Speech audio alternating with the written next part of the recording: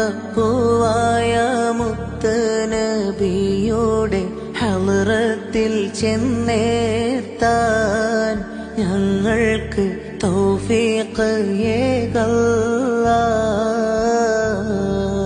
സ്വല്ലി വസല്ലിം അലൈഹി യാ റബ്ബനാ അസ്ക സ്വലാത്തില്ലാ അദ്വമ നഹ്മദു യാ അല്ലാഹ്.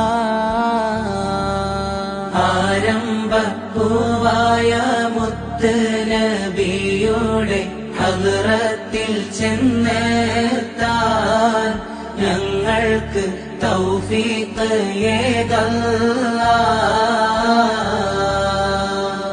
ആരംഭപ്പൂവായ മുത്ത് നബിയുടെ ഹളറത്തിൽ ചെന്നേർത്താൻ ഞങ്ങൾക്ക് തൗഫീഖ് ഏകല്ലാഹ്.